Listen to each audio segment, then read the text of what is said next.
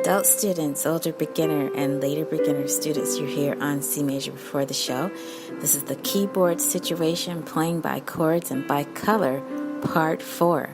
Adult students, older beginner, and later beginner students, you're here on CMajor before the show. Thank you for being with me today. We're starting today's show a little differently today.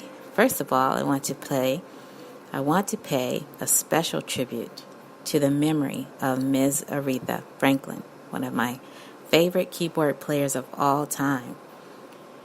Many people will remember her for her singing, but I can honestly say that if I have one wish to change the way I play, I would say a little prayer to God to let me play the piano like Aretha Franklin, with such soul and determination.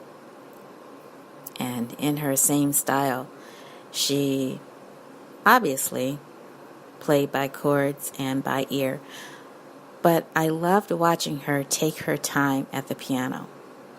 There was no one like Ms. Franklin. My prayers go out today for her family and friends. I am truly grateful for her music. I send nothing but love and respect to her memory. And with that, I'd like to take a little moment of silence to remember Ms. Aretha Franklin.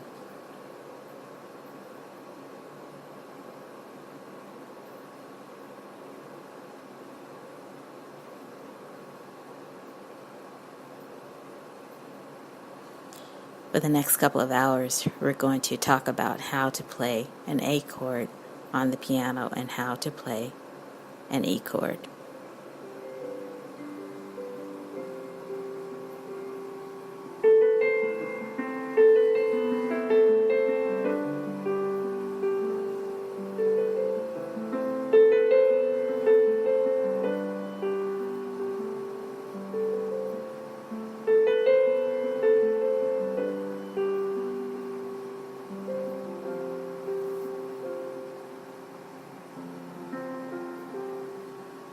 Friends, I would like to start off first with today's lesson.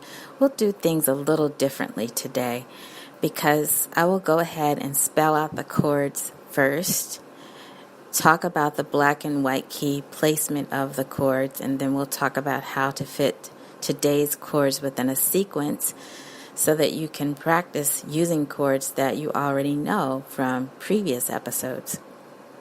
An A chord is spelled A, C sharp, E.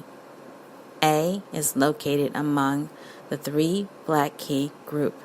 Count 1, 2, 3, and A is there. Is wedged between the second and third key of a 3 black key group.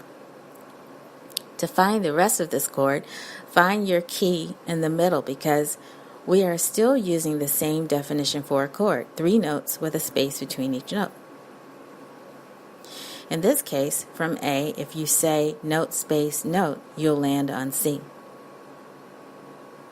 Because an A chord needs 1 black key in the middle, go ahead and play C sharp. Next, skip a space on the white keys and find E. That's your A major chord. Go ahead and play that.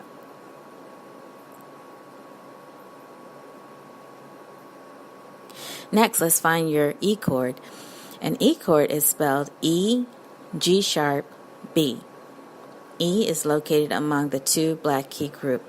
Count 1, 2, and E is there to the right of your 2 black key group. Skip a white key and you'll land on G. But because E major chord has 1 black key in the middle, you'll need to play G sharp. Next, skip a white key and find B. Your E major chord is spelled E, G sharp, B. Friends, are you with me?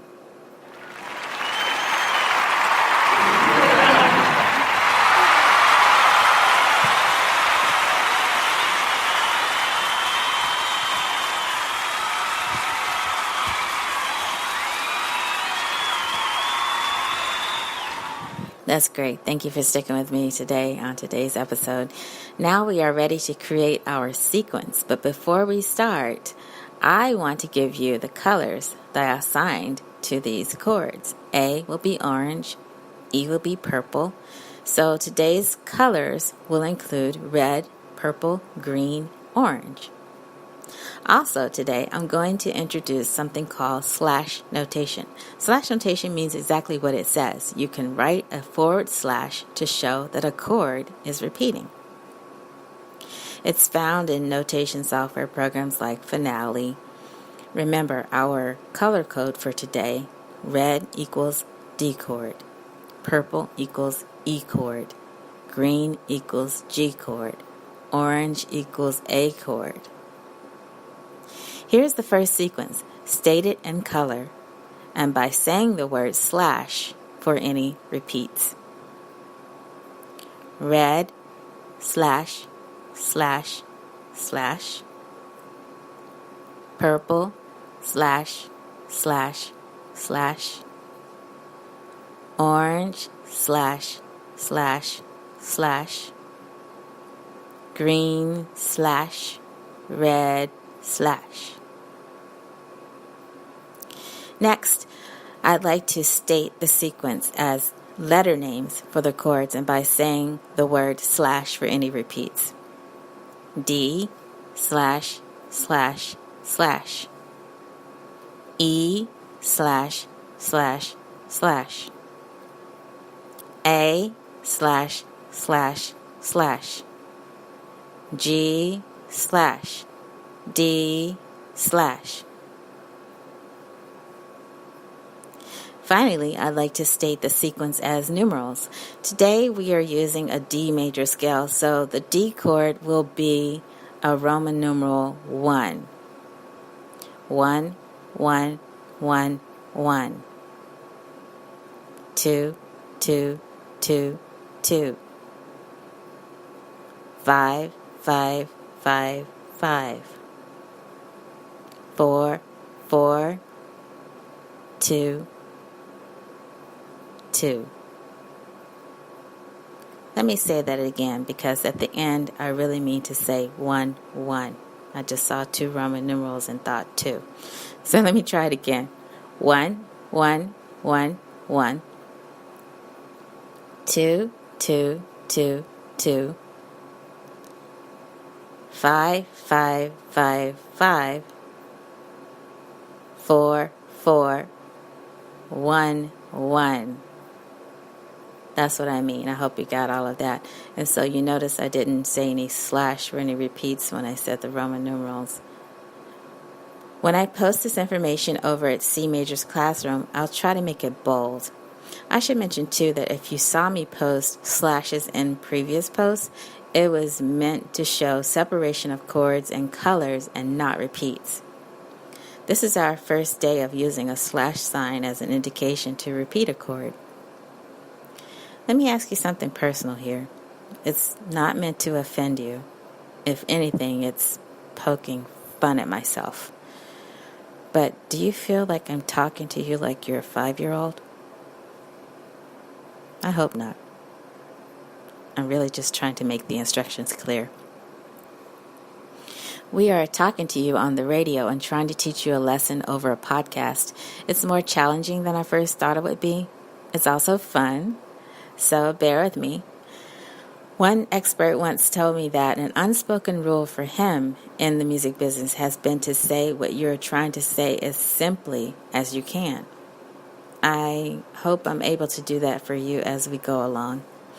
But there are some great videos on YouTube that demonstrate how someone would talk and explain one concept of harmony in 5 different levels of difficulty, from a 5-year-old point of view up to the point of view of a legend. It's fun to watch that video. Now let's try a second sequence. It's also in the key of D major. Red, slash, slash, slash. Green, red, purple, orange. red / green, red, orange, red. In letters, D / G, D, E, A. D / G, D, A, D.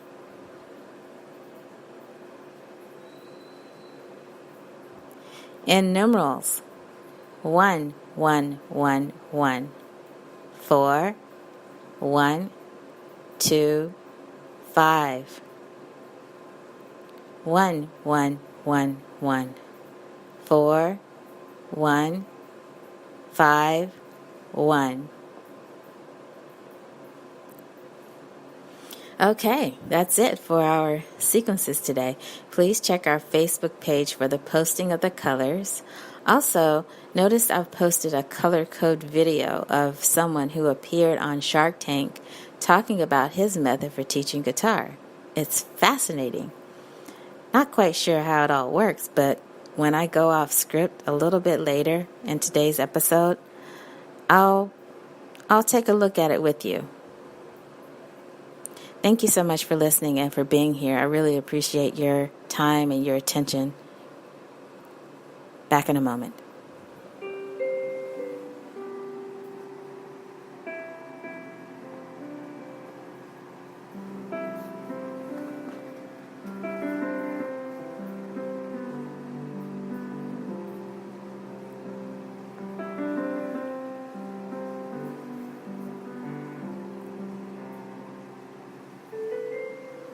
On the last episode, I said that I hope to have more student shout-outs for you in the upcoming episode, and we do.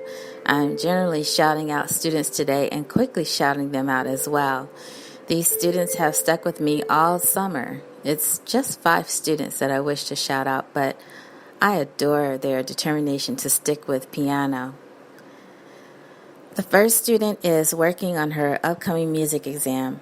I wish her the best as we plan together a way to make her successful. She has a lot on her plate coming up.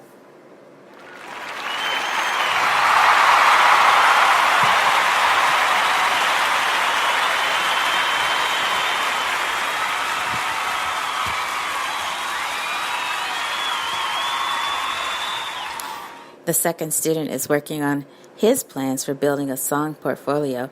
He regularly shares his progress with friends and family. He is intent on focusing on songs that he enjoys playing.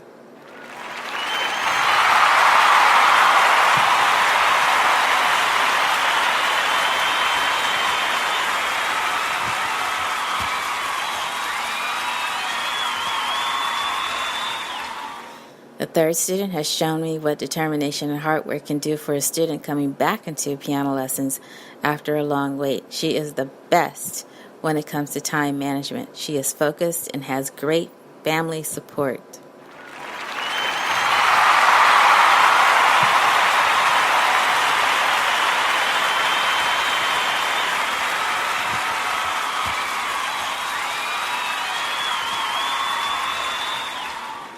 The fourth student has shown that even when you lose family support, you can still go on. I really think about this student as having the guts, courage, and gift to keep going no matter what.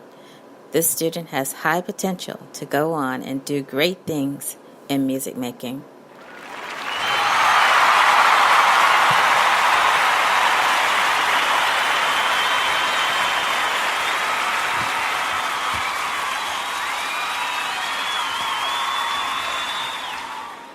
The fifth student, but certainly not the least, is one who recently found his niche. He likes Christmas songs and likes to celebrate Christmas year-round. I admire his spirit and his style of learning to play the piano.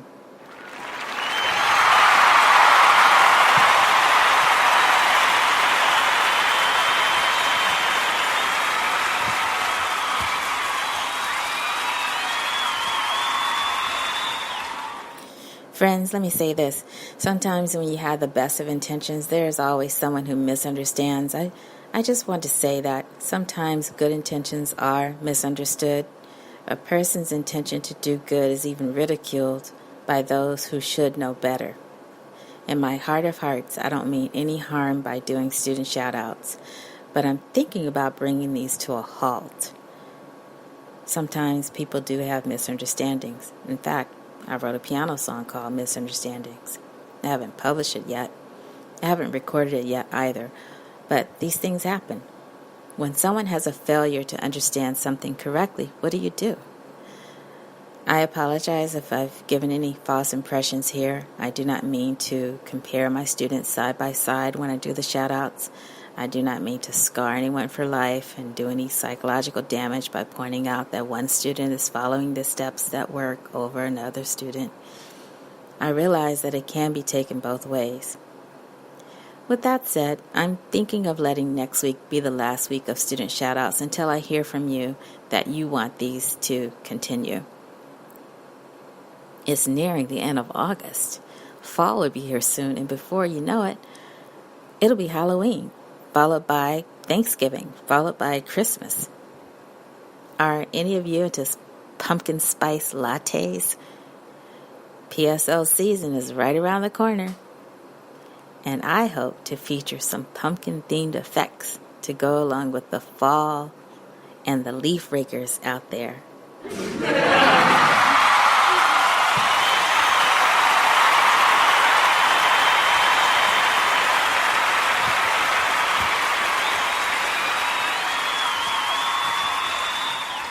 Tune into the next C Major Before the Show, C Major's Classroom episode. We'll talk about minor chords. I'm going to show you how to chord a C major scale ascending. Then we'll talk further about how chords can be constructed on each step of a major scale. Not every chord in a C major scale is a major chord. And speaking of scales, I might be teaching you a C 5-finger blues scale in the future. I might just start a separate keyboard blues series devoted to creating blues and jazz melodies. We'll see. As long as you find it fun and helpful, we'll try to bring it to the table for you.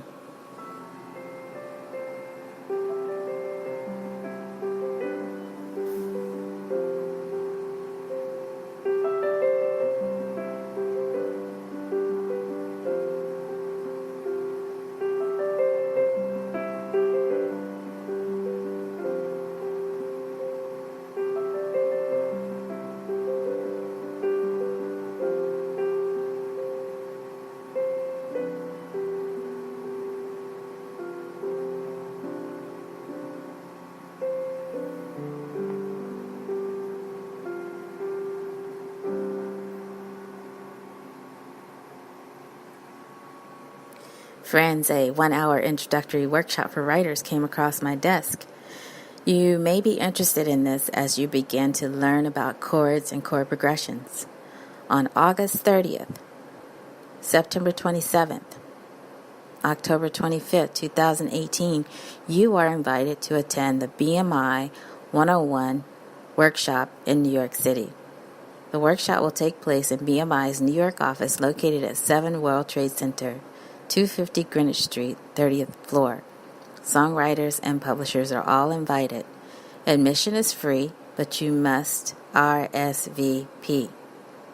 RSVP is mandatory, as space is limited. If you do not RSVP, you will not be granted access.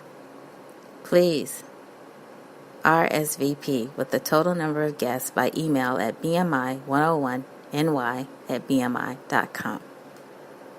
If you know of anyone who would appreciate or benefit from this information, please pass this along. I'll try to post it over on my social media as well. Speaking of social media, C Major's Twitter is back in action.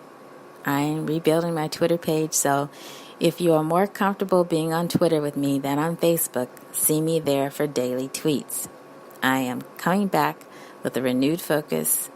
As a matter of fact, I want to tweet more with focus on retweets. So you'll see me follow someone and then just retweet. Some people don't like that, But if I tell you ahead of time, you know to look for that. Also, there's some beta testing going on as well. I'm not sure if I will be participating in it, but I will keep you posted. Other announcements. The American Songwriter Lyric Contest. It takes place 6 times per year in conjunction with each issue of American Songwriter published. You might want to look into that. I won't say too much about it for fear that it will sound like I'm advertising for the contest. I'm sharing information that comes across my desk with you. Another contest that is popular is the John Lennon Songwriting Contest. It's an international songwriting contest launched in 1997. This contest is open to amateur and professional songwriters. You might look into this as well or pass along the information. Good luck.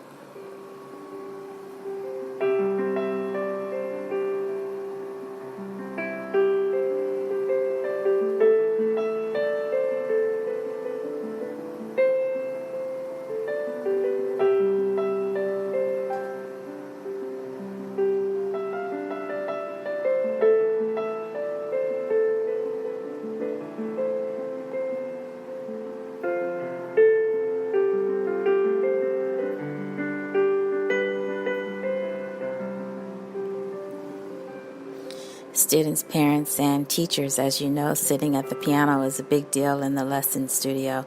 It's how you sit that matters. We talk about ways to achieve correct posture so that you can avoid injury.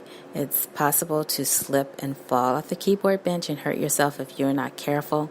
Another reason why we work hard on correct posture is so that there will be no pain and no technical problems. We go over keeping the correct distance from the keyboard. We work on sitting appropriately and staying relaxed. I want to make sure my students are really ready to play the piano when they arrive at the lesson studio. For my students at home, I really try to work with them to stay focused and stay seated properly when they are surrounded by so many distractions. Teachers, how many of you are in a position to teach in someone's home? There are many distractions that take place in a student's home environment: birds chirping, dogs barking, cats walking, hamsters loudly drinking water, loud television watching, outside construction, telephones ringing, babies crying, ice cream trucks passing by, and the list goes on.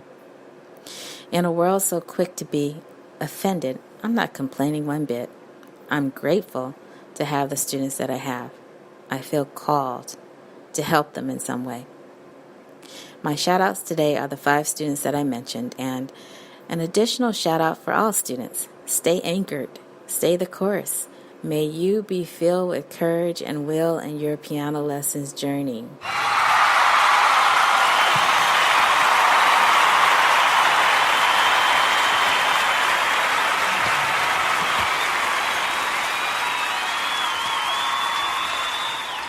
I do have letters from a roundtable discussion with teachers to share this week.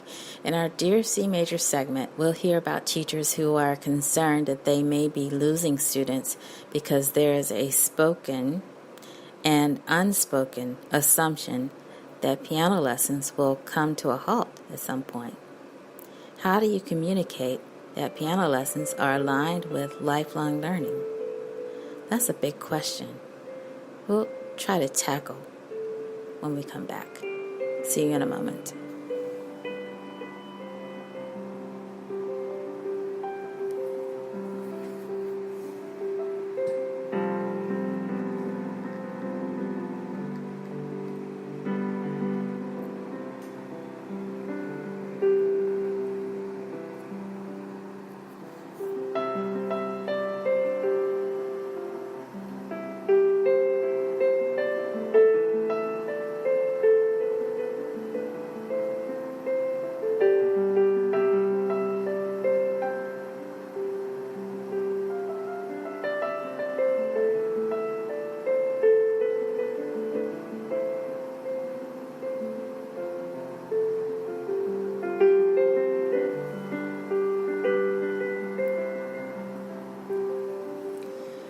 Friends, I'm going to share with you some notes that I took at a recent teachers meeting. It's not a true Dear CMajor moment, but one that is a conversation that is ongoing among teachers.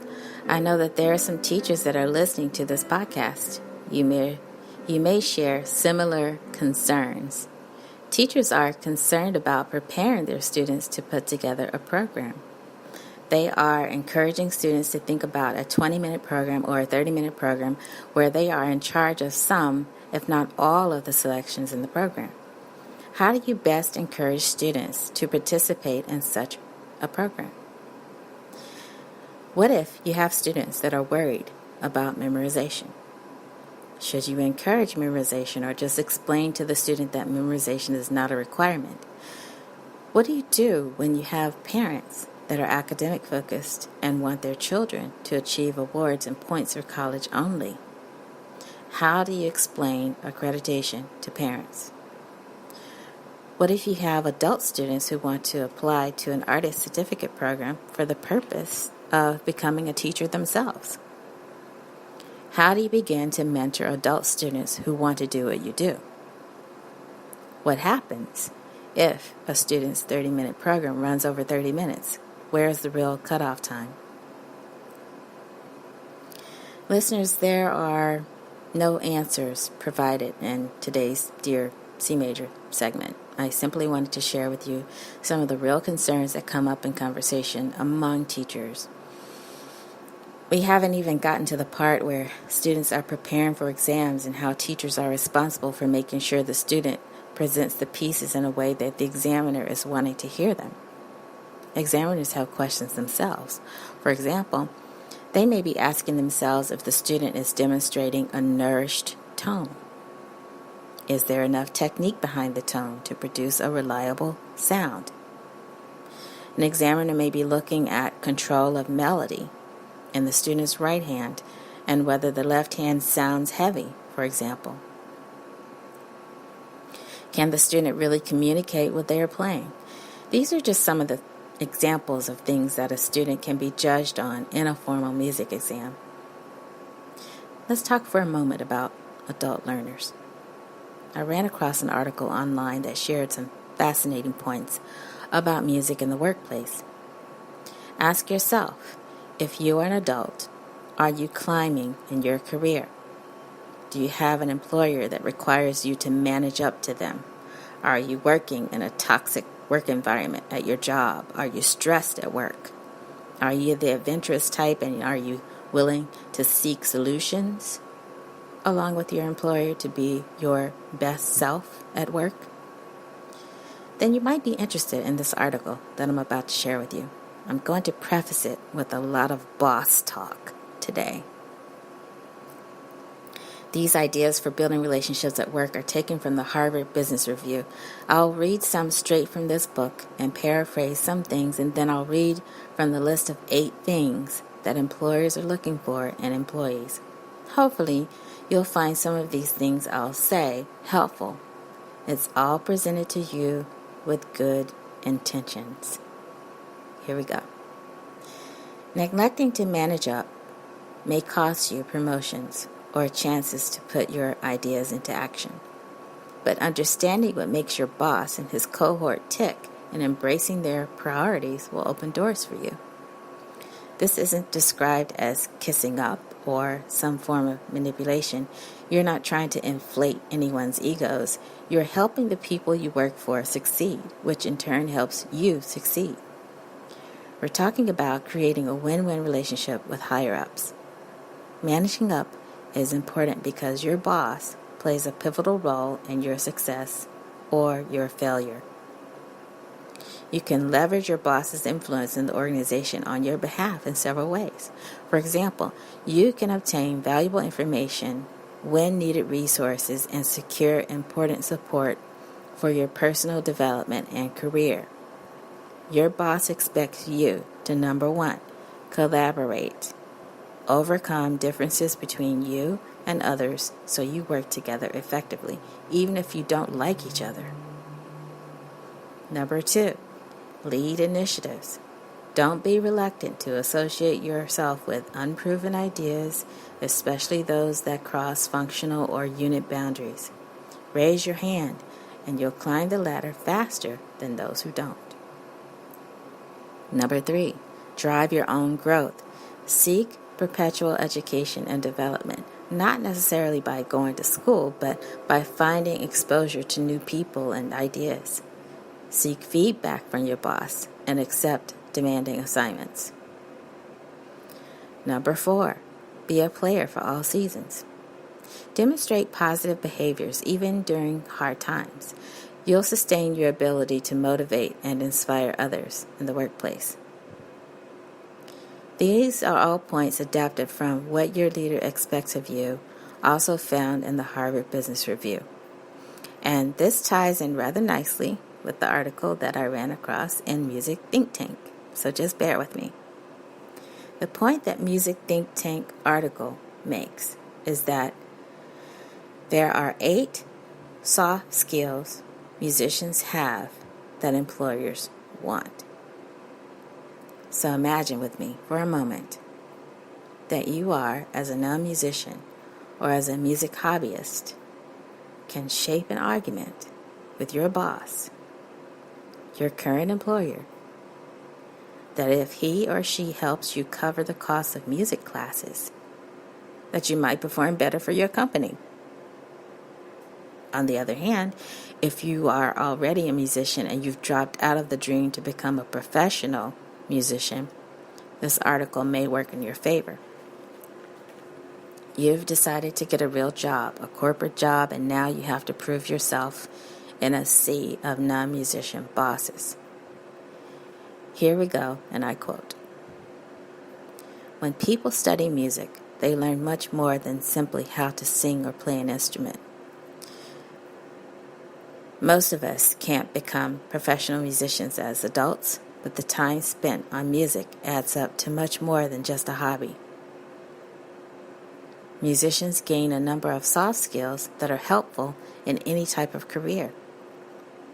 As opposed to hard skills, which consist of specific knowledge and skills needed for a given job, soft skills are equally important abilities that allow you to interact well with others and complete work successfully, and they are in high demand.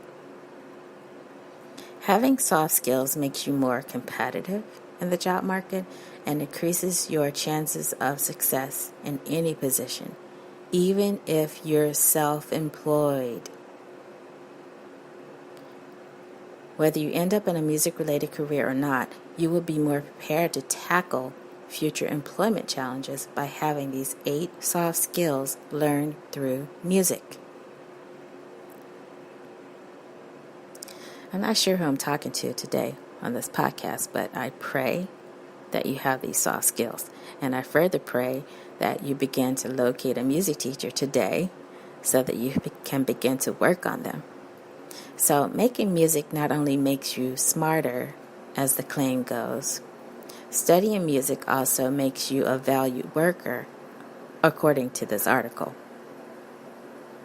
Here we go. Number 8, confidence.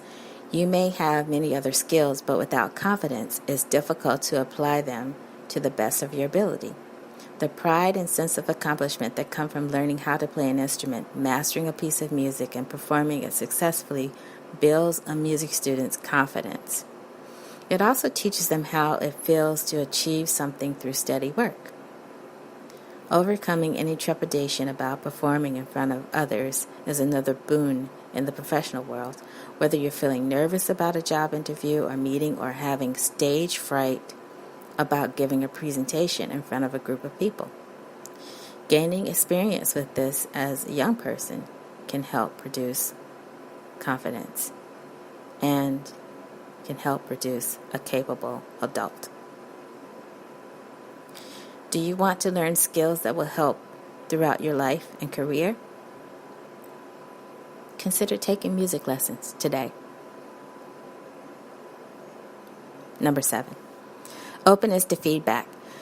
This is a personal one for me. I once had a boss who was so intent on criticizing all of us all of the time, 24/7. Music students learn how to deal with criticism.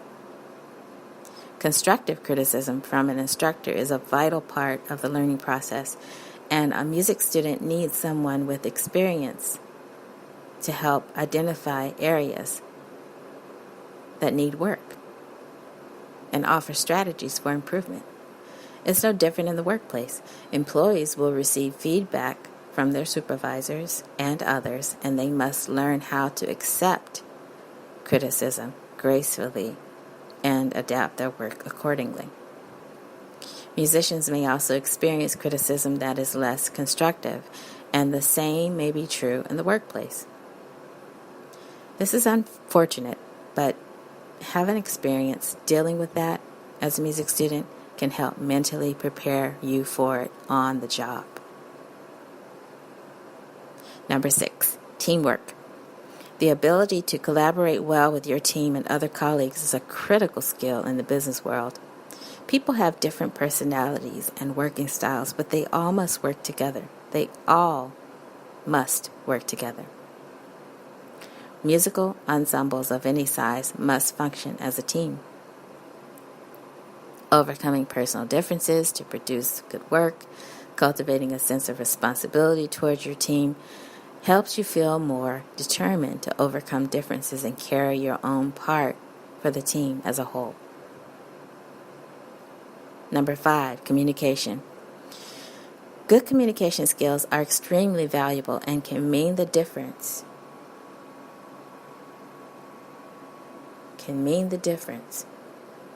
Between success and failure.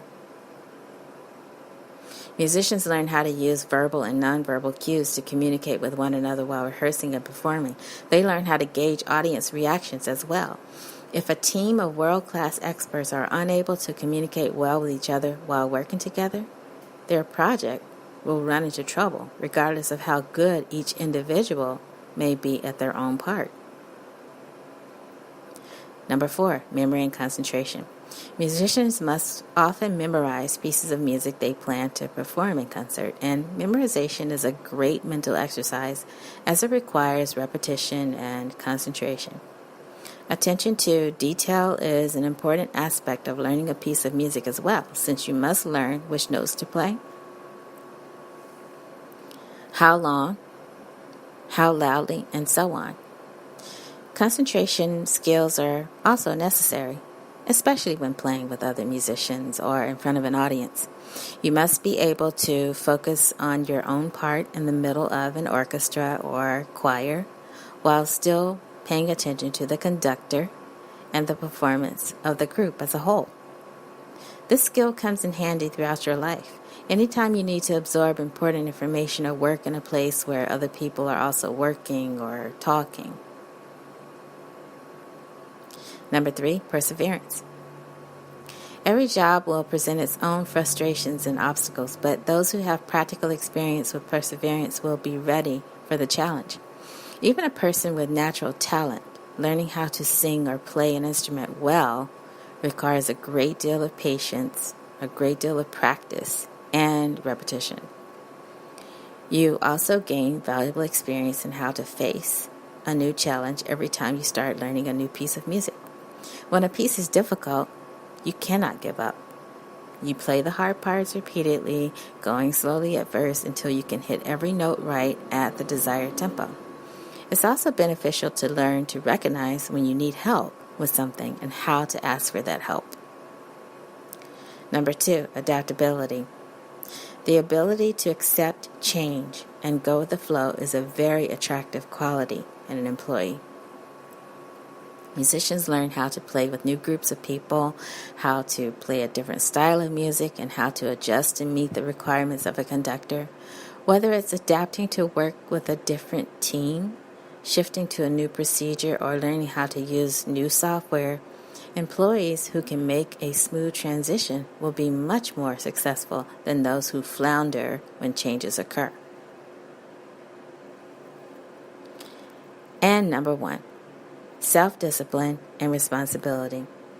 Self-discipline is a crucial skill in any profession. Employers and clients naturally appreciate punctuality, and time management skills are necessary to plan one's schedule and complete work on time. Musicians must learn how to meet the goals of a lesson on schedule and make adequate time to practice. It also requires organization and personal responsibility. because getting to a concert on time doesn't mean much if you haven't practiced adequately or forgot to bring your instrument, sheet music, or necessary items.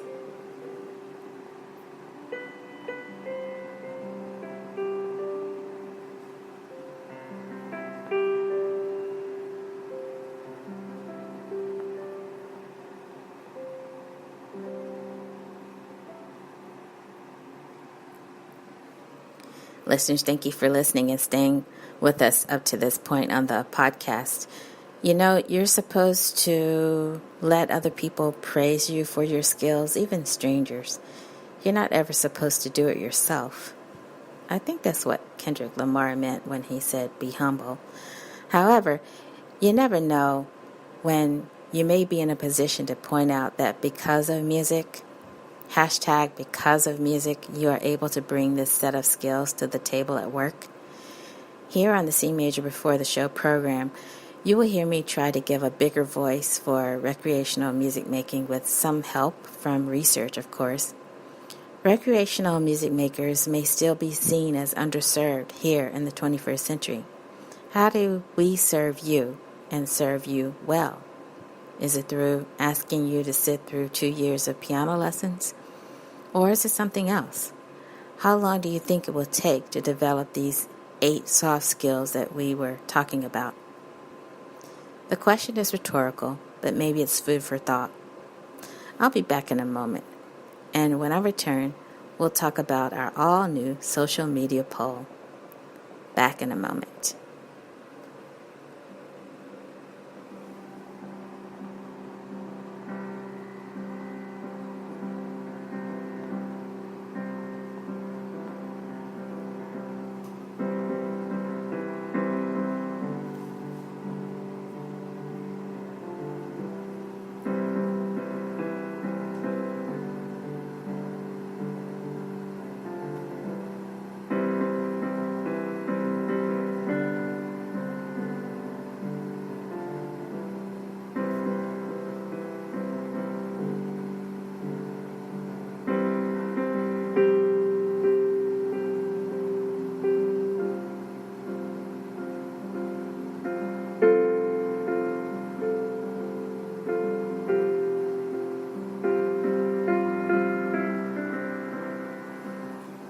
Now, students, let's move on to our brand new poll. But before we do, I need to pause, take a deep breath, take a sip of my pumpkin spice tea in my New York City mug.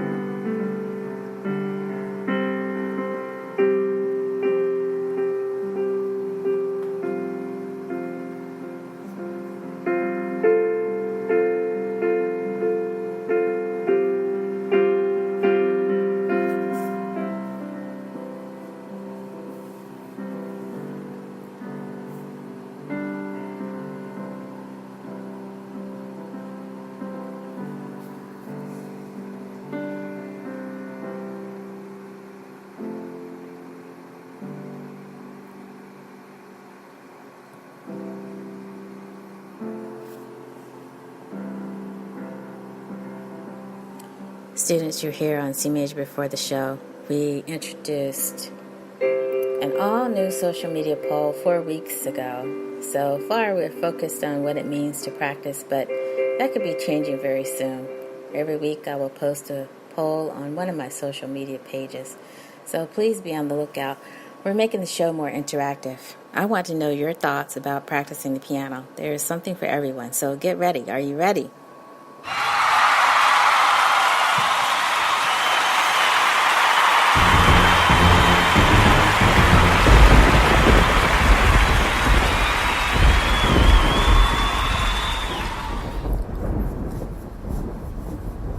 This is our 4th week on CMajor Before the Show with our brand new social media poll.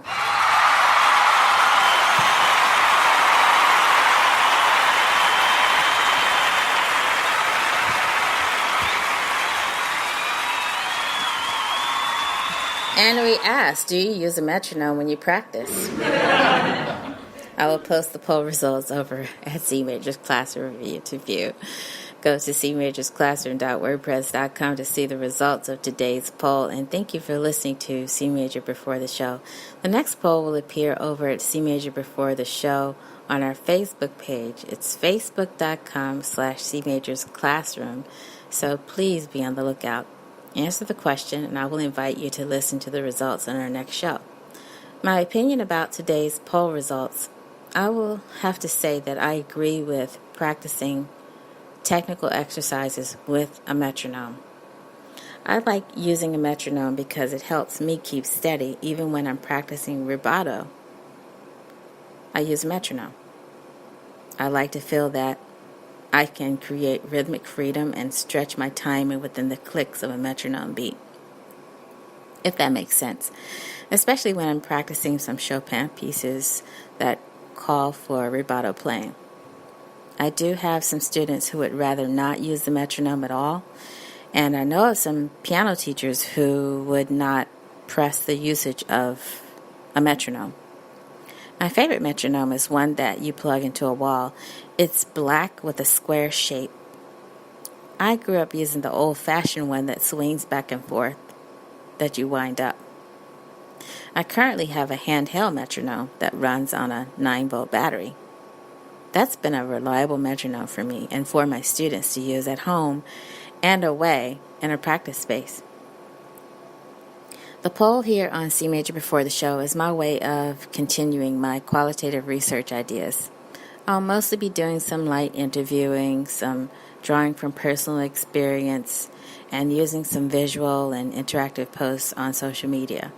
The use of multiple methods may be used. In the case of following a poll with an online exam, for instance, I'll triangulate the way the questions are posed. So far, I've used open-ended and closed-ended questions. So far. Think of me as a music-making journalist or a soft scientist when it comes to the poll.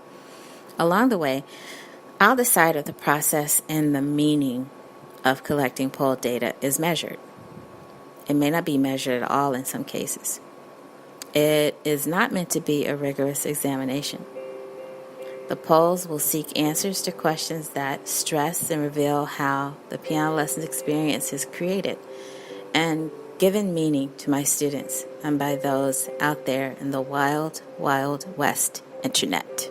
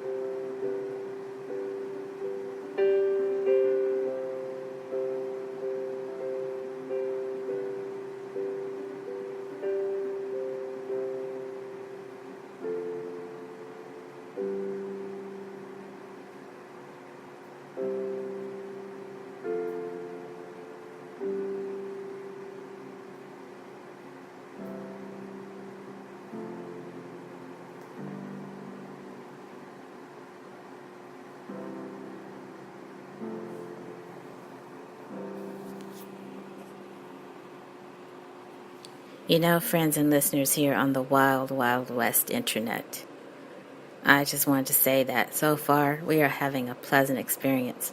So far, here on the podcast. Our radio time has grown so that we are still on once a week, but for a longer amount of time. I will still consider coming on for some short moments during the week, like little practice reminders. I do realize that it can feel too quiet over here with just a once-a-week show. I'll try. I'll do my best. But my primary focus is on building a quality show, a focused episode at a time. You are encouraged to download, follow, and share this podcast with your friends. Without you, we cannot grow. That's the one big thing I've learned over a 2-year period of doing a round of visitations at studio tapings and live shows in New York City. I went to everything I could find to go to, thanks mostly to One Iota. It was a great experience, and I learned a lot about production. And now, friends, followers, and subscribers, I'm going to share with you some real-life money issues to go along with your interest in learning to play the keyboard. Maybe you'll eventually find your way into the music industry. Maybe you're already in the music business. What I know for sure is if you are in the New York City area especially, it's all about money. Some professional person once said to me from his perspective that when you are in other places, it's all about something else. When you are in New York, it's all about money. So let's embrace that topic here for just a moment or two. You've learned some chords. Now you want to put them to use. Not necessarily in a church, as someone else suggested. I once had a pastor tell me that it seems that some families treat the church like a music business. Not sure why he said this to me, but okay. I've heard up-and-coming musicians express how easy it was for them to start a career with just a few chords. So, our special money-conscious segment today is something called Music Money. Give me a few moments. I'm going to pause for just another drink of my delicious pumpkin spice tea.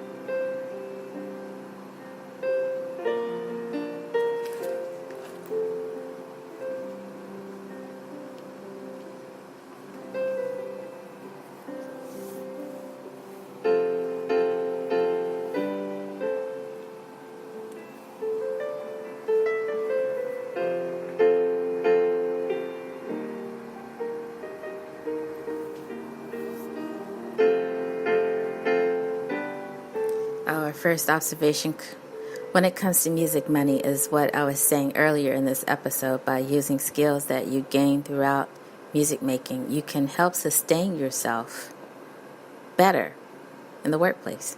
That adds up over time.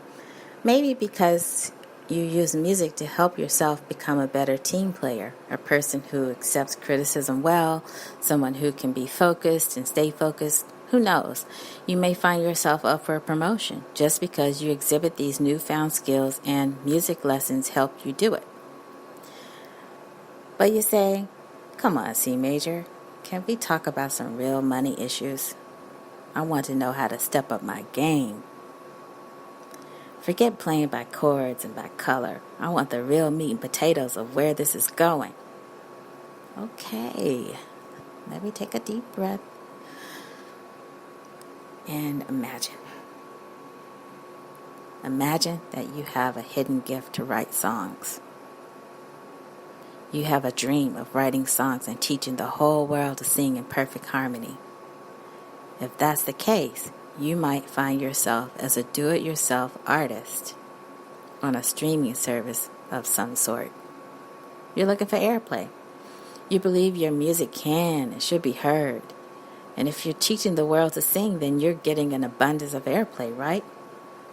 An abundance of airplay can mean an abundance of publishing royalties. That's when you get into the publishing.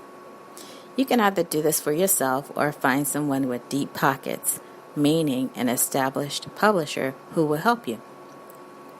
By help, I mean you have to demonstrate that you can bring something great in terms of your songwriting to the table.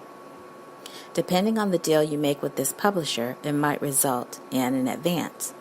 Once your publisher issues mechanical licenses to record companies and synchronization licenses to companies that want to use your songs, then you're in a position to make some money. I've heard that popular songs from movies, videos, games, karaoke, television shows, and commercials make a lot of money. But that's just something I've heard.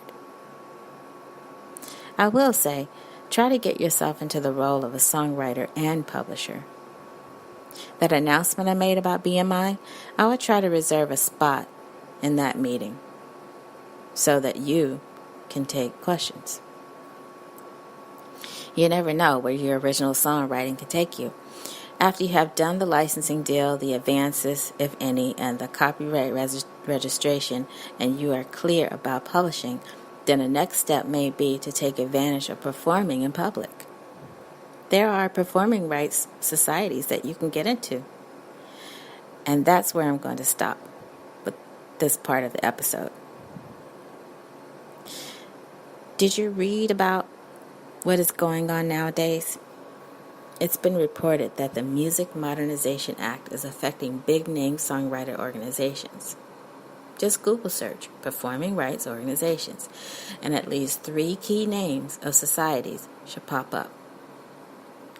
If money is your motivation for learning to play a keyboard, then you'll find your way into publishing eventually. I like what this one author says in his book about getting paid, and I quote, "The bottom line is that there is no secret key to success in the music business. The sooner you come to terms with that, the better off you will be. Instead of wasting precious time on uncovering secrets of success, you should spend your time investing in your own talents and skills by enhancing your creativity through practice. There are 1,000,001 ways to skin a cat, and about 1,000,000,001 ways to break into the business. The major problem new artists face in this business is that they are not willing to compromise or get past their incredibly large egos enough to see what is going on. Most artists are extremely creative beings and possess a multitude of other talents concerning the arts. They fail to realize that both writing and producing are great tools to help them launch their careers as recording artists. The road to success in any business is usually tough terrain, and the music business is no different. But if an artist takes the time and puts in the energy to lay out a map or virtual blueprint for success, he or she will find the distance between the bottom rung of the ladder and the top is a lot smaller than could ever be imagined." End of quote. We'll let that sink in, and I'll be back in a few moments to wrap up this discussion.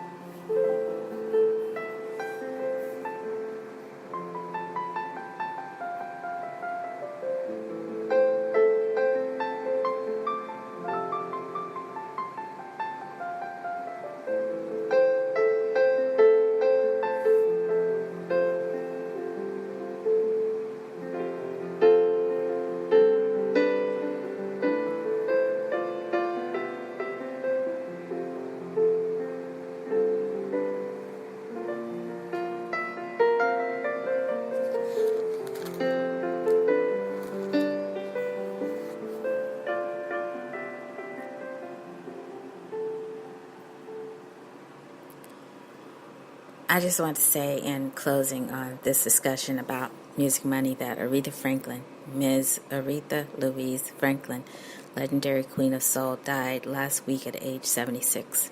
Her legendary voice inaugurated her enduring reign as the Queen of Soul. She is undisputed in so many ways. We paid a tribute to her memory at the top of this episode by observing a moment of silence. But I can already see that her memory will be kept alive for a very long time. In many ways, including the name of music money. Following her passing in Detroit since last Thursday, she has posthumously climbed the charts again, much like what has happened to Prince. Prince's 23 catalog albums from 1995 to 2010 are now available to stream across digital music platforms. Just like Mr. Nelson, Miss Franklin will mostly likely have her tracks re-released. Her 1972 Amazing Grace double live album is one of the top-selling gospel albums of all time. Already, since August 16th, sales of the Queen of Soul's music catalog have grown tremendously in the U.S. It was reported that Aretha Franklin's music sales gained 1,568% in the U.S. following her death.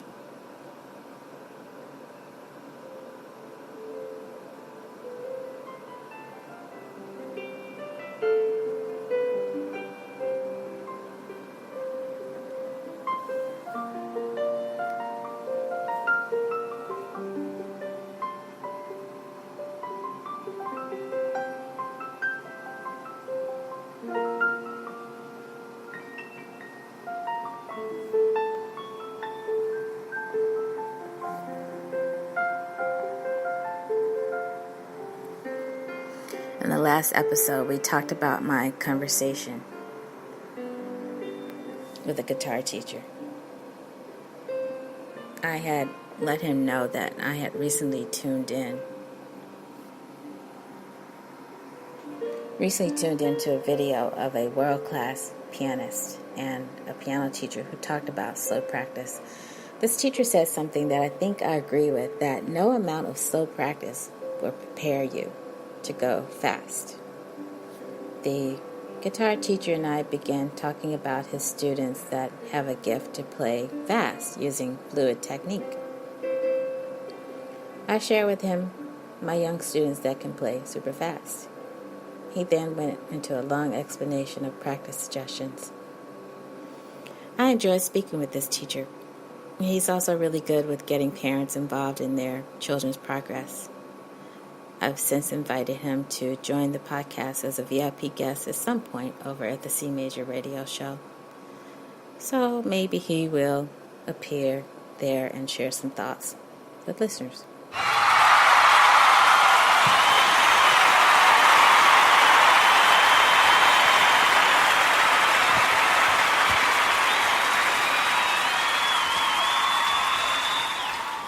I would say that, and you may have heard me say this before here on the podcast and my other podcasts.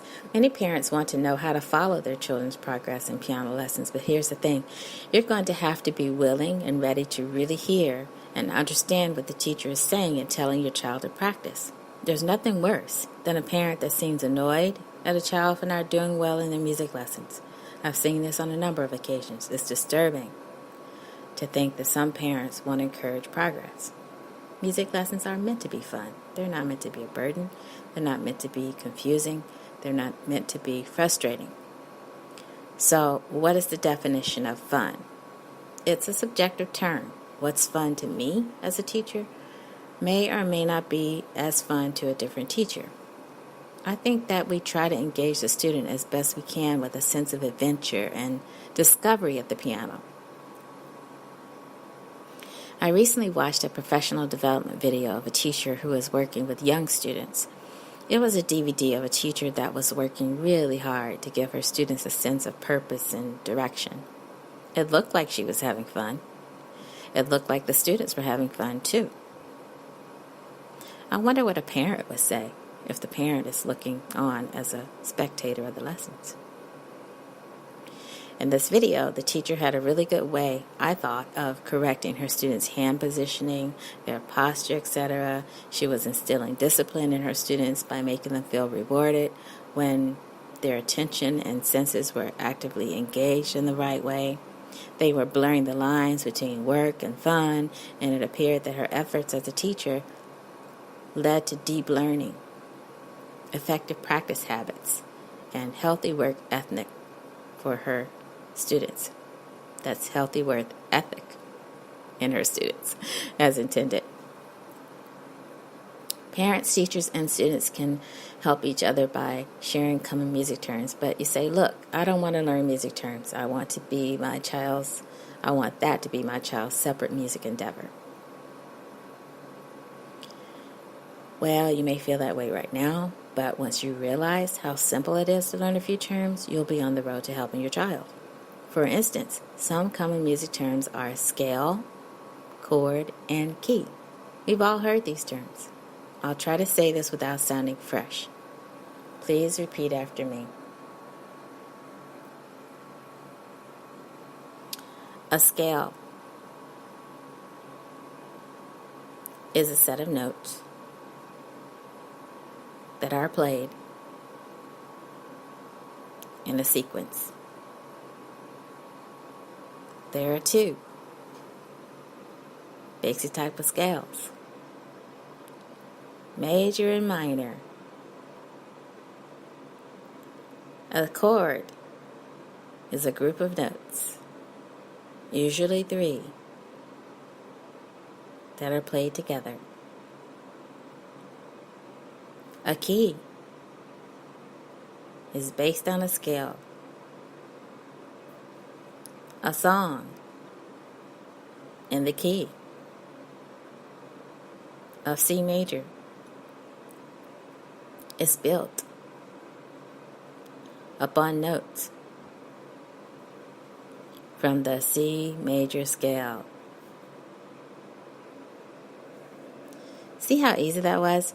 I'll try to help you over and over again on this podcast with the terms. Just keep listening. You'll get it. We've repeated this set of music terms 3 times already over the past episodes and today. Next week, I'll introduce some new terms for you to say with me.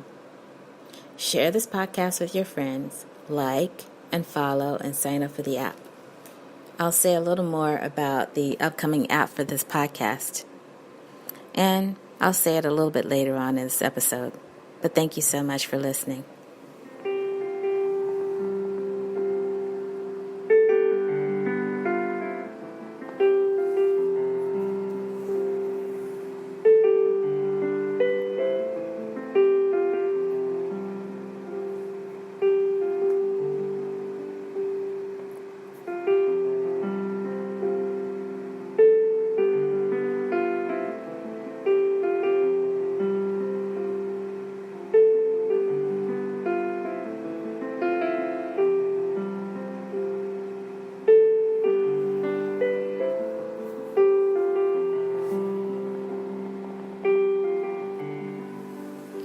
In our last episode, I shared that a teacher just wants to encourage her students to be their best on the piano.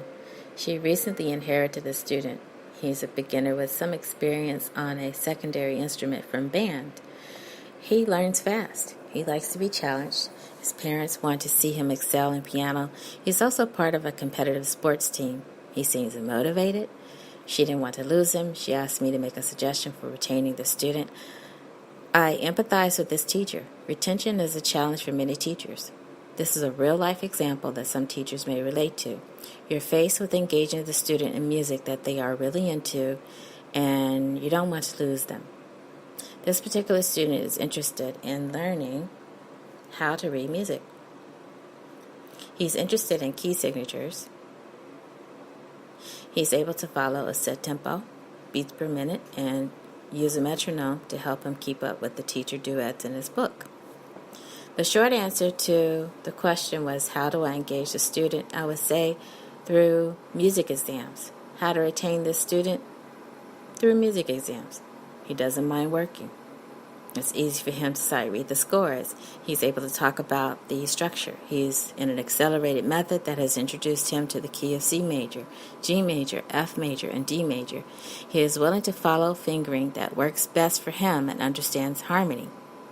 Because this student is approaching 1 year of study, I'll recommend presenting him with a prep test to prepare him for graded exams. With a prep test, he'll be relaxed. He'll feel encouraged. He'll have a goal to work towards.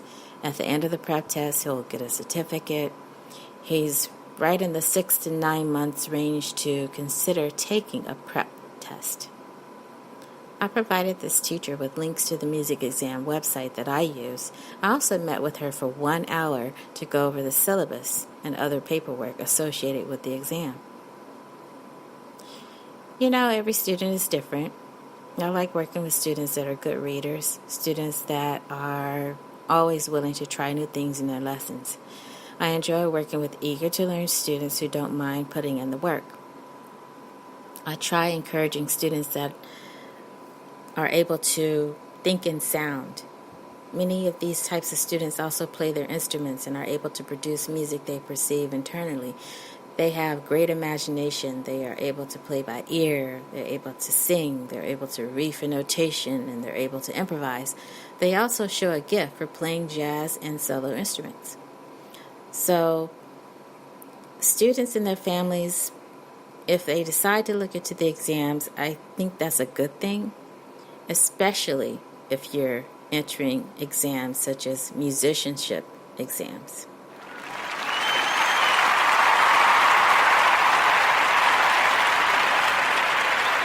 So I keep encouraging the student to stay with what inspires him. You never know where your ears may take you.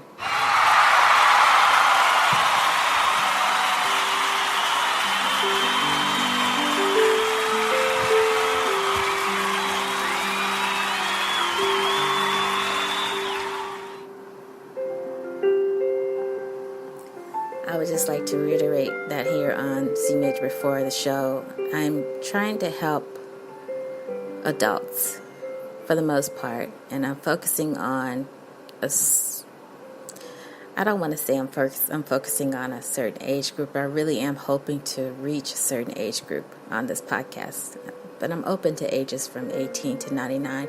I just feel that adults of all ages and abilities may just be the most underserved market, including senior citizens when it comes to music instruction. I'm not trying to highlight any age group. I know that music retailers who are members of the National Association of Music Merchants think about providing lessons, materials, and method books based on what the market can bear. There's nothing trivial about trying to help some fulfill a lifelong dream of playing the piano. Since 20 years ago, I've moved on from some of my original research ideas. For text notation and music making and wellness, text notation seemed to be at one time a great way to teach senior adults to play the piano. Music making and wellness research seemed to offer some hope for the adult market if adults were willing to focus on the health benefits of playing and actively measure those benefits with a health professional. There is plenty of research out there that can motivate you to play the piano your way at home. I moved on to other ideas. I moved on to color and finding a way to use color in recreational music making for adult learners. And I've been showing you how to play by chords and by color here on this podcast. So later on down the line, I'm going to show you how to play chord inversions by color in a future episode.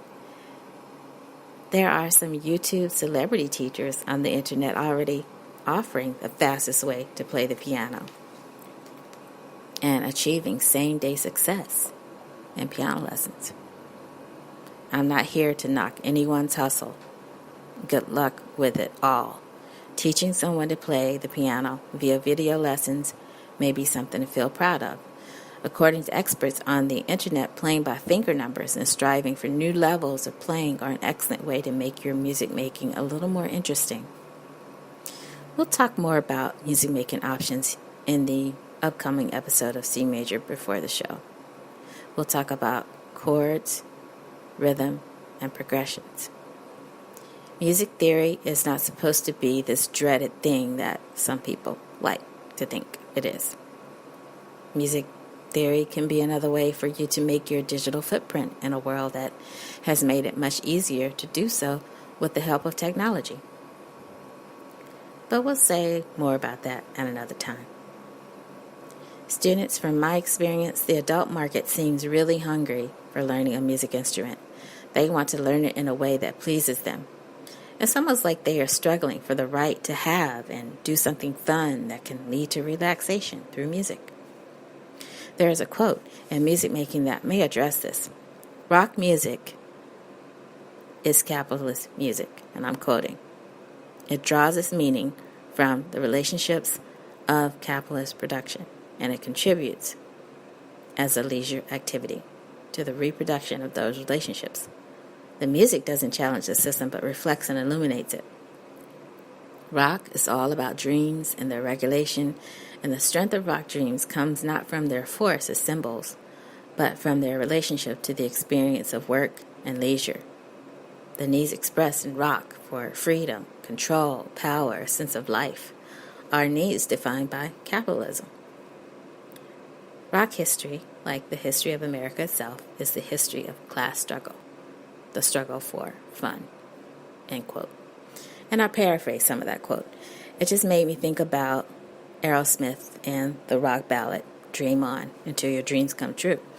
My adult students who are parents are into the music of Motley Crue, Ozzy Osbourne, Counting Crows. They all seem to be living out their dreams. The one adult student I once had, a very successful person in her career at the highest academic level, still wanted to do something fun at the piano.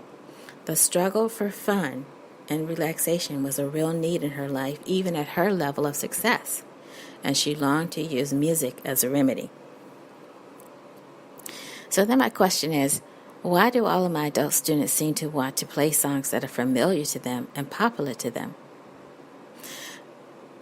I think it's, as one study pointed out for seniors, they tend to like songs that were popular when they first started dating and having relations. Youth, leisure, and the politics of rock and roll addresses this topic in great deal. That book talks about youth culture, development of the 1960s, and how rock was experienced, and the articulations that go along with this. And that same author wrote another book called Facing the Music. You might look into that as well. And if it's true that adults, seniors in one instance, like songs that were popular when they first started dating, then the music products industry will need to give serious and careful consideration to the fact that music teachers will need to learn more about the adult market, how to serve it properly with curriculum development. Do adults want to learn to play songs of today? Or do they want to learn to play songs of yesteryear? How do we effectively and efficiently teach the song collections for this market in the lesson studio and at home? Is it through literature? Is it through technology? Is it through text notation? Is it through color notation? Is it through something else? Popular attitudes and values do matter when it comes to music making. I've observed that my students' taste in music and their ability to argue their taste and stand up for their music literacy choices are significant. Music for my self-regulated students is important, but they are choosing to learn to play the music that they like. And I use that as a source of value in my lesson studio. I'm just thinking about how growing up that my piano teacher would not really allow me to be self-regulated in her presence. She would never teach me or her other students to play songs that they found popular when they first started dating. She would never even teach me to play songs that I heard on television. I learned to play the Charlie Brown song all on my own. She would not let me take up lesson time to learn to play Stevie Wonder songs or songs by Styx or Earth, Wind, and Fire. I would not be caught learning to play songs that are popular among my peers. She said, "That's easy." She simply told me, "Just stick with piano lessons and you'll be able to read all of the sheet music." that your heart desires.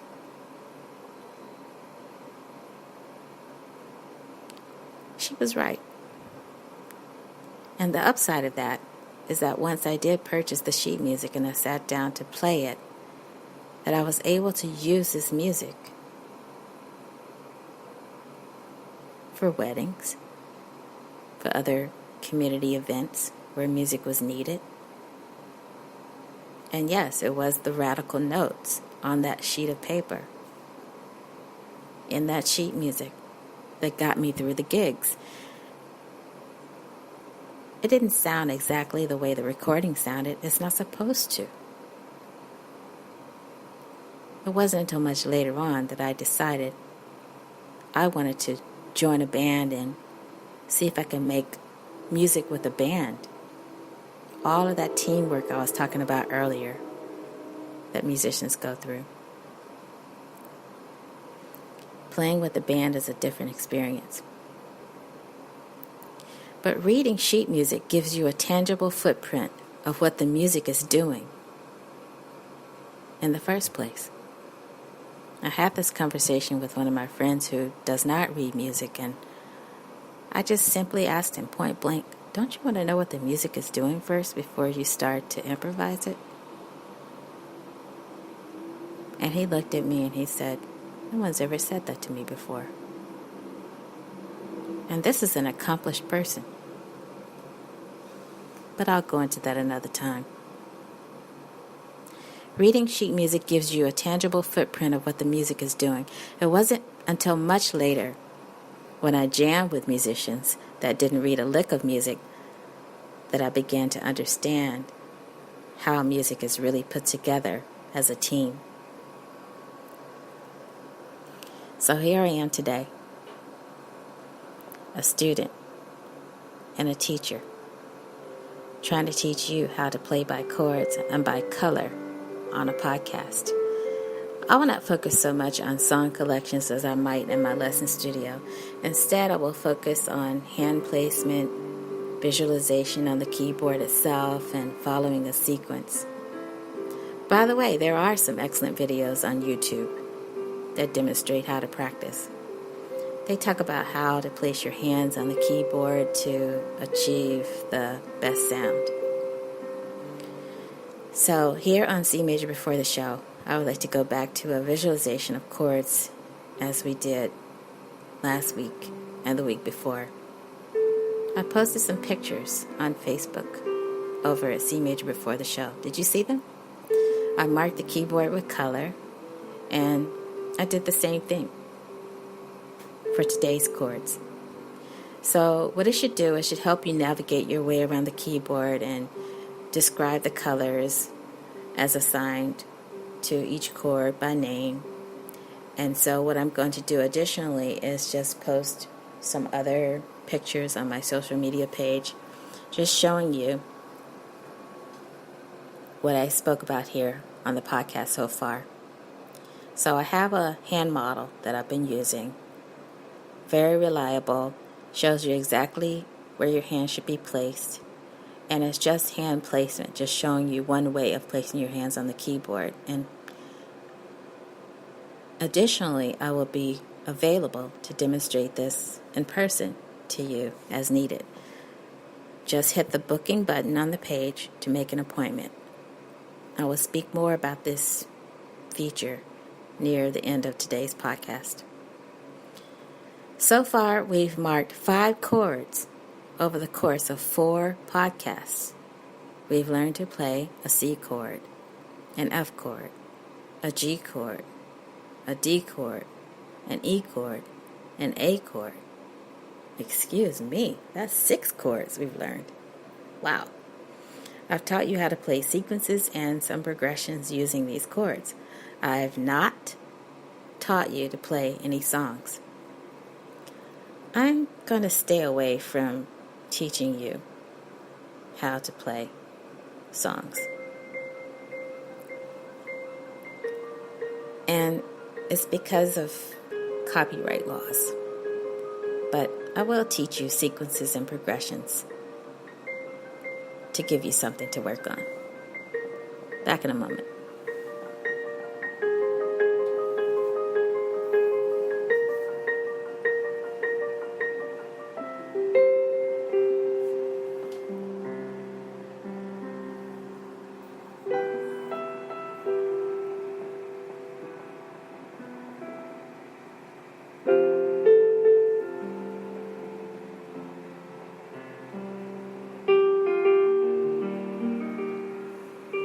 Okay, I'm back.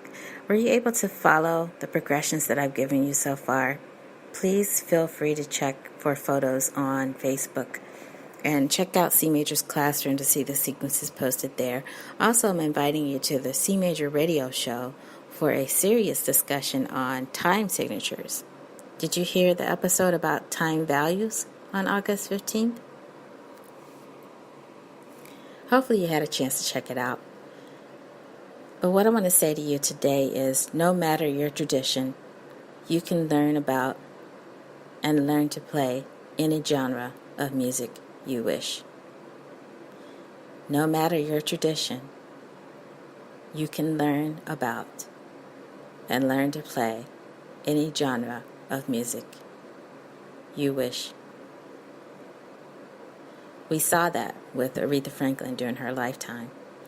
Should you try to play music beyond your own cultural tradition? It's a tricky question. Someone recently gave a remark about that time that Aretha Franklin sang opera. Remember that? She sang in the place of Pavarotti, who was unable to make his appearance. Aretha Franklin was his substitute. At the last minute, the remark was that even though she sang music that night that was not from her quote-unquote tradition, that she was able to pull it off, and that some people liked what she did. I think it was always important to Ms. Franklin that people liked what she brought to the table. I recall my professors from college talking about that performance. I know from our classroom discussion in college about what went down that the classical music community had a mixed reaction. My professors asked, did we really want to hear Aretha Franklin sing Nessun Dorma? But that's what we got. And this discussion turned into a hot debate in our classroom at the time. I recall seeing an interview of Aretha Franklin saying that she had been taking opera classes at Juilliard. I recall that when I heard her say that, my brain lit up with all these questions. Why? Why would she do that? I speculated why. Later, when I saw a different television interview, she said that she had a dream of being a ballerina. Imagine that. I personally have friends who sing comfortably in one genre that have tried to sing in another. They took classical singing lessons to feel more accomplished, I guess, to be able to say that they could control their head and chest voice in a different way than what was normal and natural to them. Just so you know, Nessun Dorma, the English translation is None Shall Sleep. It is an aria from the final act of Puccini's opera, Turandot, and one of the best-known tenor arias. It is sung by a prince who calls it love at first sight with the beautiful Princess Turandot, but she's kind of cold toward him. However, any man who wishes to wed Turandot must first answer 3 riddles from her. If he fails, he will be beheaded. In the aria, the prince expresses his triumphant assurance that he will win the princess. Luciano Pavarotti popularized this aria beyond the opera world in the 1990s. Remember that time that Pavarotti shared the stage with James Brown? They sang It's a Man's World together. That was curious too. There have been many crossover artists that have sung in each other's genres on television and in movies. And remember that time a very famous opera singer sang the Star-Spangled Banner? What do I think? I think that everyone was struck by how Aretha Franklin sang that opera. I think you owe it to yourself and to others to find music that you are most comfortable expressing and express that. I once heard someone say that a little secret of Miss Franklin's success was that she sang in every genre as if it were tied to her gospel tradition. From the Star Spangled Banner on over to Nessun Dorma, Ms. Aretha Louise Franklin carried her traditional style of singing with her wherever she went as her signature. We'll miss seeing her. Her music making will live on for a very long time.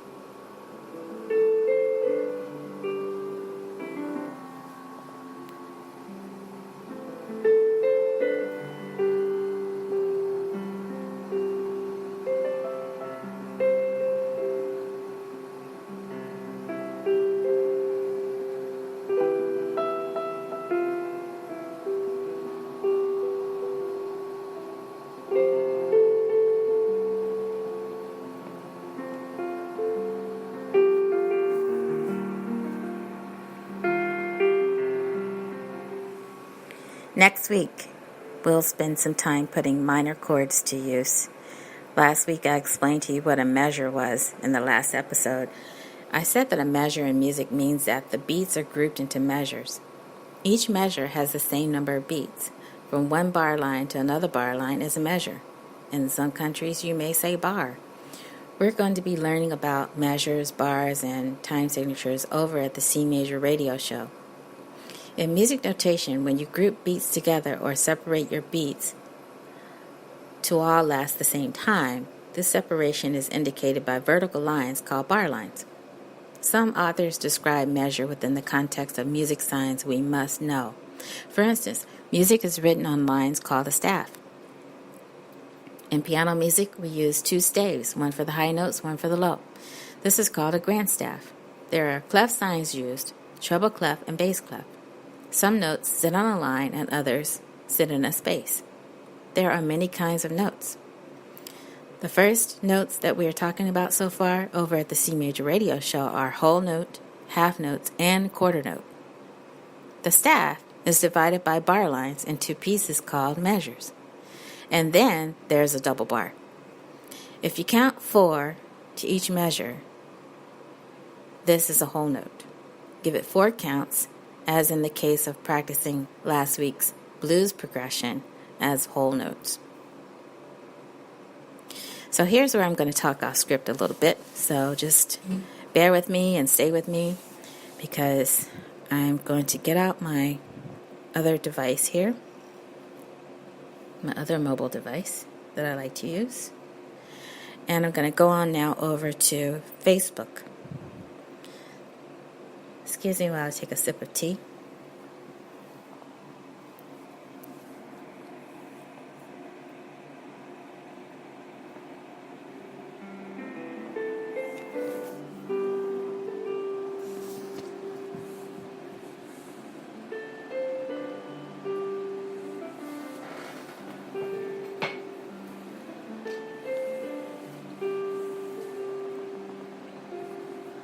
Okay, so if you're with me, I'm just going now over to Facebook,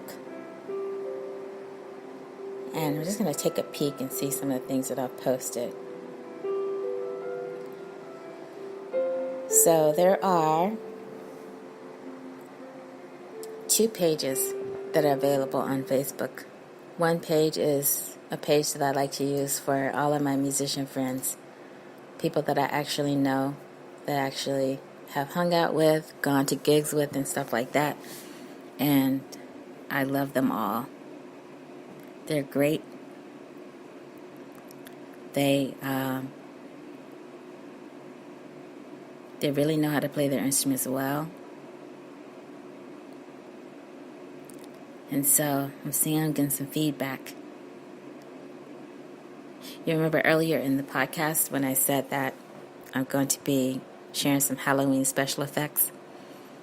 I made a suggestion online in one of my private groups that we should acknowledge the Toccata and Fugue in D minor by Bach as played on a scary organ sound. So somebody just reacted to that. Okay, but you can't see that because you're not in that group. So now let's go over to my classroom page. So the classroom page is called CMajor Before the Show, but I believe if you look up the address, you're going to see facebook.com/CMajor's Classroom. So this page is already telling me I have an activity. So let's click on that and see what they're talking about. I have a notification. Okay, and it's just talking to me about boosting my post. Love Facebook. Facebook, I love you. Facebook is so great. Okay, now I just want to go to this page because I posted it's not a page story, but I shared a link. So CMajor Before the Show, posted by Spreaker. Yay, Spreaker. So it's just letting you know that what we're talking about today, the keyboard situation, playing by chords and by color, part 4, is about adults, older beginners, and later beginner piano students who will hear me describe, and then it goes on to say what I'm talking about today. Okay, now, CMajor Before the Show. Yesterday I posted this week's podcast scripts have been printed, time to rehearse. I put a little smiley face. If you know of anyone who wants to help me out on this podcast, I'm open to it. I really need help over at CMajor, at the CMajor radio show. So I posted a job, but it's really a volunteer job. So if anybody wants to get any teaching assistant experience, reach out to me. You can apply. It's totally volunteer. And what I will have you do is just help me over at CMajor, at the CMajor radio show, because I'm looking to sign up VIP guests, anyone who can contribute to the conversation. So let's say if you are trying to get some teaching experience, one of the things that you will experience is how to explain homework to anyone that's interested in taking on the homework assignments. And everything is done online. This is all social media. Nothing's done really off-site, so it's all virtual. We're literally just creating things out of thin air to do, which is the whole nature of the internet. So I posted a link and I shared this over the weekend that there's a textbook for anyone who's interested in learning about music fundamentals, because I'm using a textbook over at the CMajor radio show that I think is great. I think is marvelous. It's one of the best textbooks I've ever run into. Everything is just crystal clear in how it's explained. But of course you have to keep up with the time. So this link to this book is posted on the site if you want to go take a look. If you want to inbox me and ask me personally what the name of the book is, I'd be happy to share that as well. And that was it. That was part of the information I was looking into for adults who want to learn to play the piano. All for you. I'm trying to find resources. Okay, prior to that, over the weekend, I did start working on the drafts for today's podcast script, as well as the script that you're going to hear for tomorrow.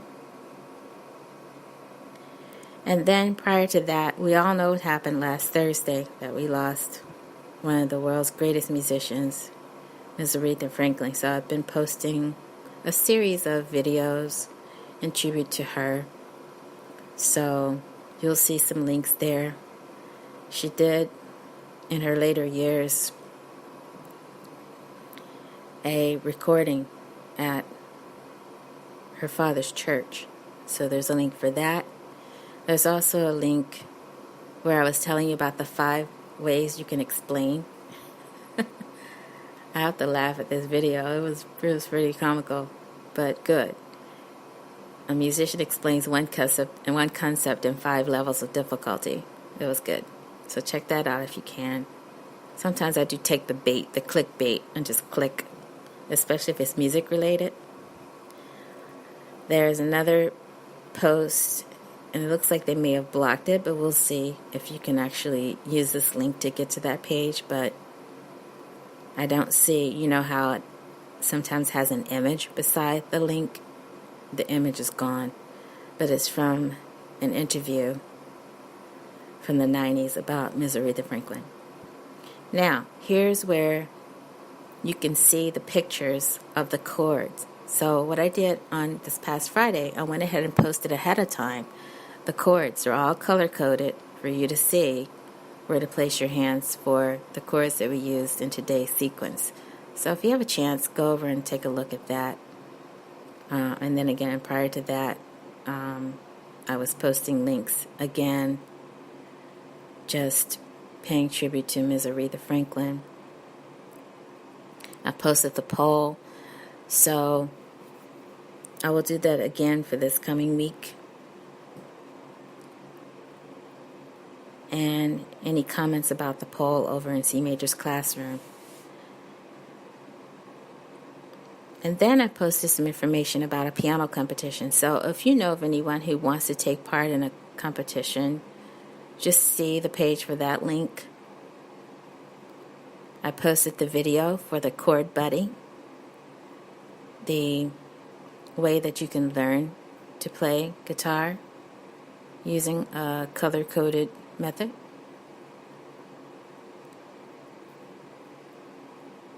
And then there it is again, the video showing respect to Ms. Aretha Franklin. So I've been trying to jump into my social media a little bit more, and I will be sharing with you a little bit more off script in the future as we make this podcast longer and longer. That's the goal. So we're going to continue with our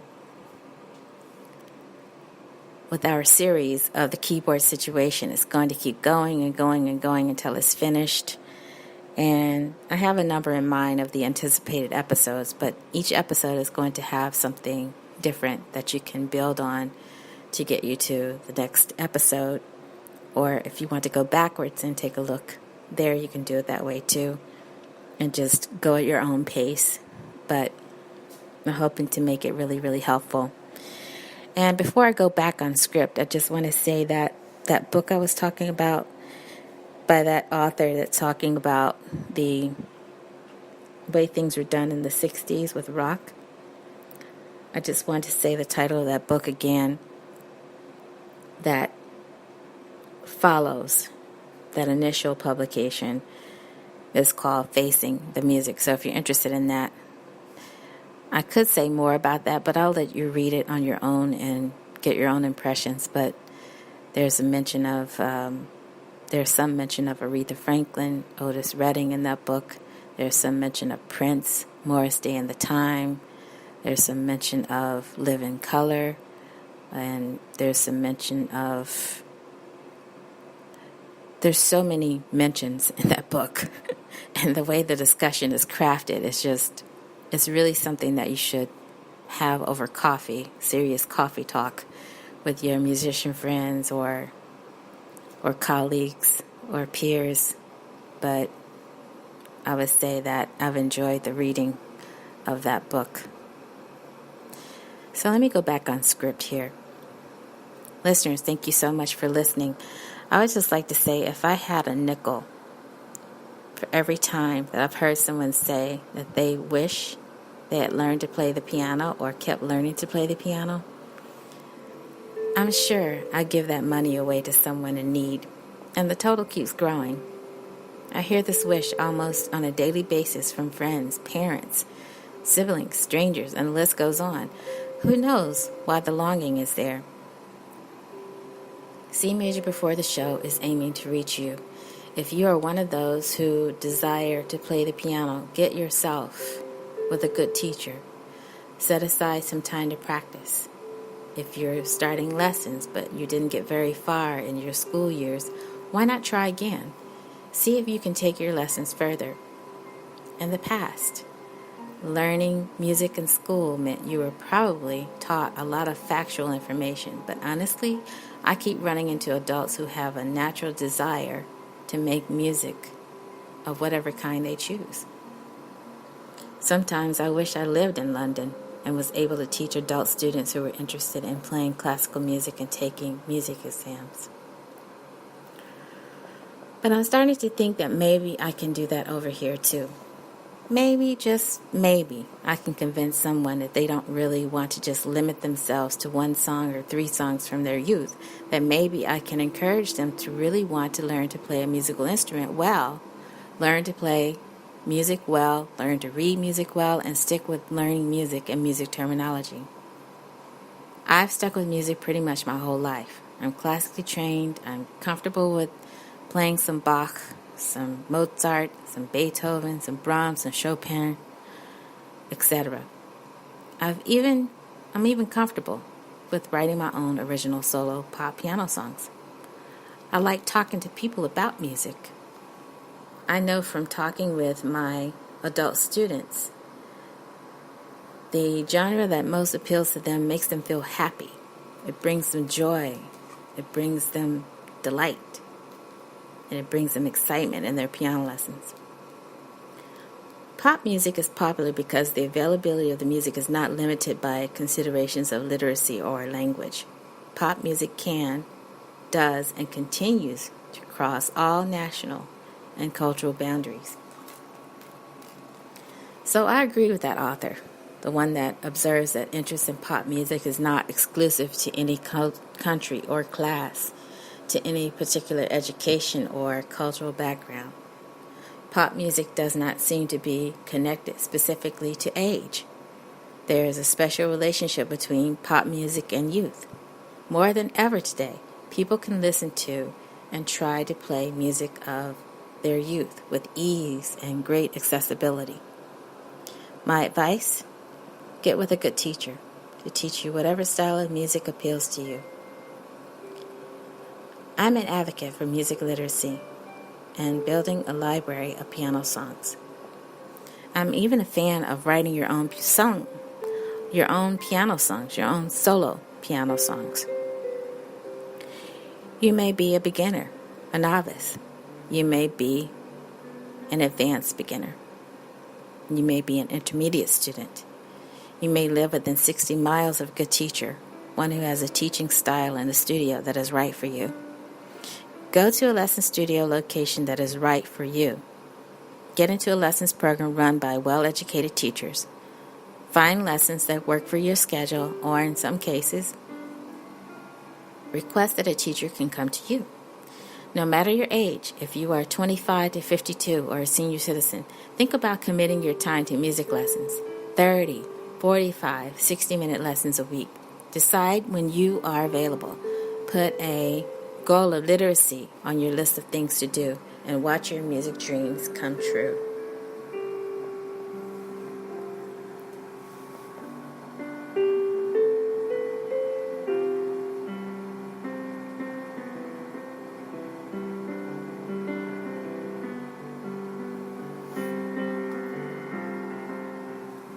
Listeners, thank you so much for listening and being here today. I hope you had fun and that you learned a little bit more about ways of seeing how to play the piano. It's a continuous dialogue in my life, one that I hope to continue for a very long time.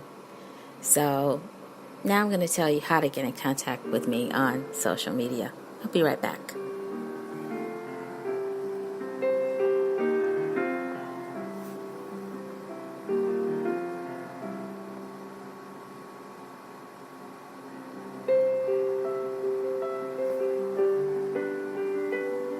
We are looking for as many downloads per day as we can have many followers and a chance to bring you information.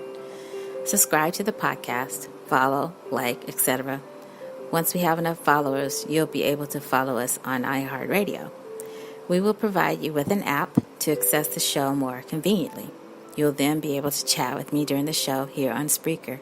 Special thank you to the executives that work with us over there in the main office. I know you're rooting for our podcasting efforts and the efforts of others. Thank you for this great platform that allows podcasters like me, to use their voice for good. I received a nice note of encouragement last week, and I know we're almost there. We just have a few more details to go, and then CMajor before the show, the mobile app will be all set. So my apologies to keep my listeners waiting on what will be the easiest way to tune into the content. But in the coming weeks, I hope to announce that what we're putting together is finished, as we aim to put those finishing touches on the app. So thank you so much for your patience. Thank you for waiting. And as we near our deadline for announcing the mobile app right here on CMajor before the show, I just say thank you, thank you, thank you. It's looking good so far. Thank you so much for listening, and I hope you enjoy it. I hope you enjoy using it once it's complete. Special thanks to Spreaker and Blog Talk Radio for the podcast platforms. Check out CMajor over at CMajor before the show on Facebook. Like and follow me there. Book an appointment with me online. Also, if you're a teacher in the greater New York City area and you would like to appear as a VIP guest on the CMajor radio show to talk about early music theory, send me a message. We are looking for teachers to join the conversation about what it takes to practice early music theory in the 21st century. By early music theory, I mean theory practice that has existed since the 11th century. I'll be talking about this topic and more over on Blog Talk Radio. Join CMajor next week right here on Spreaker for another episode of the Keyboard Situation series, Playing by Chords and by Color, Part 5. You don't want to miss it. Thank you again for joining me. This is CMajor Porter. I'll see you next time right here on CMajor before the show. Take care, be well, and make the best music you can make.